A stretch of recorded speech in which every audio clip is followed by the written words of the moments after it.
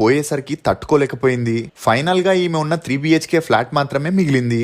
అందరూ చెప్పేలాగా ఈమె ప్రొడ్యూస్ చేసి డబ్బులని పోగొట్టుకోలేదు. ఈమె నమ్మిన వాళ్లే మోసం చేయడంతో అన్నీ పోగొట్టుకుందని చెప్పొచ్చు. ఇక ఈమె ఆస్తి 50 నుండి 60 లక్షల వరకు ఉండగా ఆ మేనేజర్ 25 లక్షల వరకు కొట్టేసిన ఈమె దగ్గర 30 నుండి 40 లక్షల వాల్యూ చేసే ఫ్లాట్ మాత్రమే ఉండింది. ఇక డర్టీ పిక్చర్ సినిమాలో చూపించేలాగా పెద్ద ఇల్లు, లగ్జరీ కార్ లాంటివి ఈమెకు లేవనే చెప్పొచ్చు.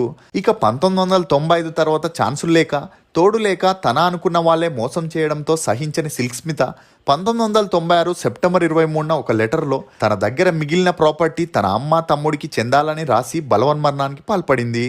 అయితే ఎన్నో లక్షల మంది అభిమానులను సొంతం చేసుకున్న సిల్క్ స్మిత చనిపోతే ఇండస్ట్రీ నుంచి ఏ ఒక్క స్టార్ కూడా రాలేదు.